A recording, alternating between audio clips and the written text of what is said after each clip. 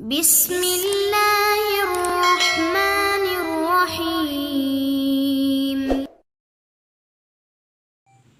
نحمده ونصلي على رسوله الكريم اما بعد فاعوذ بالله من الشیطان الرجیم بسم اللہ الرحمن الرحیم۔ میرے معزز سامعین اور سامعات، آج میں جس موضوع پر بیان کرنے لگی ہوں وہ ہے سورۃ الفاتحہ کا نزول۔ سورۃ الفاتحہ کس طریقے سے نازل ہوئی؟ پورا کے پورا قرآن جو ہے وہ حضرت جبرائیل علیہ السلام پیارے محبوب صلی اللہ علیہ وسلم پر لے کر نازل ہوئے، لیکن سورۃ الفاتحہ ایک ایسی صورت ہے جس کے نزول کے لیے اللہ رب العزت نے حضرت جبرائیل کو بھی پیچھے کر دیا۔ اب ہم سوچنے والی بات یہ ہے کہ کیا ایسی صورت اس میں کیا ہے کہ جس کی وجہ سے حضرت جبرائیل جیسے بڑے فرشتے کو پیچھے کر کے یعنی کہ دوسرے فرشتے کو مقرر کیا گیا۔ سورۃ الفاتحہ جو ہے اللہ رب العزت نے اس کو اتنا مقدس بنا دیا، پورے کے پورے قرآن کا مجموعہ بنا دیا۔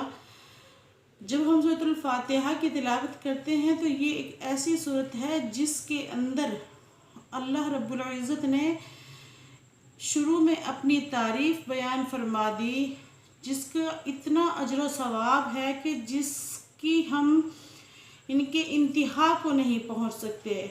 اور اس کے بعد اللہ تعالیٰ نے جو آخری 4 آیات ہیں اس کے اندر ہمارے لیے علم اور ہدایت کے لیے دعا فرما دی کہ ہم اپنے آپ کے لیے دعا کر سکیں، یعنی کہ پورے کے پورے قرآن کا مجموعہ جو ہے اللہ تعالیٰ نے یہاں پر ہمارے لیے سورۃ الفاتحہ کے اندر قرار دے دیا۔ تو اب ہم یہ آپ پیچھے مت چھوڑیے گا اس صورت کے واقعے کو، آپ نہ اس کو مس کیجیے گا، کیونکہ سورۃ الفاتحہ کو نازل کرنے کا ایک ایسا عجیب واقعہ ہے کہ آپ خود بھی سوچ کے پریشان ہو جائیں گے۔ ایک مرتبہ نبی کریم صلی اللہ علیہ وسلم اپنے صحابہ کے ساتھ تشریف فرما تھے۔ آپ کو پتہ تھا کہ سورۃ الفاتحہ کا نزول ہونا ہے، لیکن یہ علم نہیں تھا کہ یعنی کہ وہ فرشتہ جو پورے کا پورا قرآن لے کر آپ پر تشریف فرما ہوئے وہ فرشتہ بھی بدل دیا جائے گا، لیکن یہ نہیں پتہ تھا کہ ہے کون سا فرشتہ۔ تو جب زمین پر وہ صورت نازل ہونا شروع ہوئی تو تمام صحابہ آپ کے ارد گرد تشریف فرما تھے، تو صحابہ کرام نے پوچھا، اے اللہ کے رسول صلی اللہ علیہ وسلم، یہ زمین کیوں لرز رہی ہے؟ جب آپ نے یعنی کہ ابھی وہ فرشتہ زمین پر آیا بھی نہیں تھا، صورت زمین پر آئی بھی نہیں تھی اور زمین پر زلزلہ نازل ہونا شروع ہو گیا تھا، یعنی کہ زمین ہلنا شروع ہو گئی تھی۔ اتنا اس کا بوجھ تھا، اتنی یہ بھاری صورت تھی کہ زمین پر آنے والا فرشتے جس کی وجہ سے زمین ہلنا شروع ہو گئی تو سبحان اللہ، ہر کوئی سبحان اللہ کہنے پر مجبور ہو جائے گا کہ اللہ تعالیٰ نے اس صورت کو کتنے مقدس فرشتے کے ساتھ زمین پر اتارا۔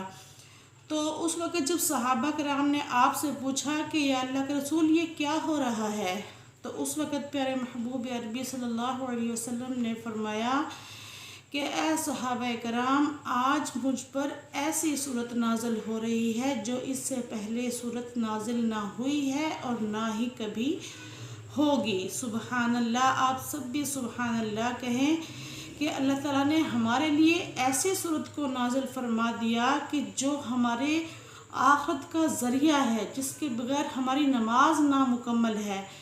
تو اس کے بعد فرمایا جب صورت کو ایسا بنایا تو اس کے ساتھ فرشتے کو بھی سبحان اللہ بدل دیا کہ فرشتہ بھی حضرت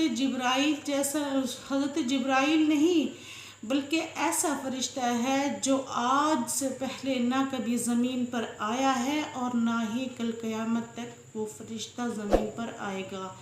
سبحان اللہ، آپ سب بھی سبحان اللہ کہیں کیونکہ یہ بہت ہی خوبصورت وظیفہ ہے کہ انسان کے جسم کے رونگٹے کھڑے ہو جاتے ہیں جب انسان وظیفے کے بارے میں سنتا ہے، سورۃ فاتحہ کی تفسیر سنتا ہے.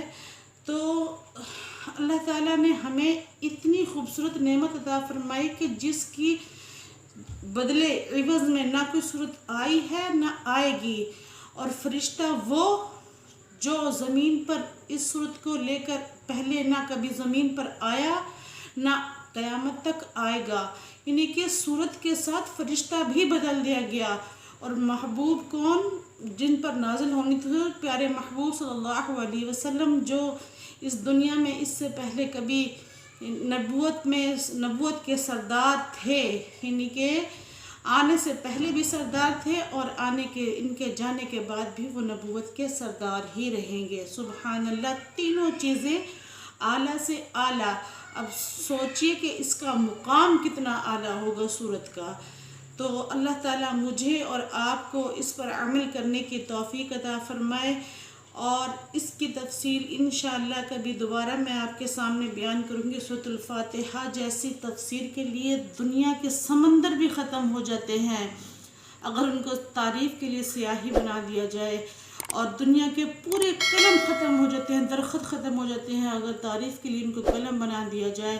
وآخر الدعوانا ان الحمد للہ رب العالمین. السلام علیکم ورحمۃ اللہ وبرکاتہ.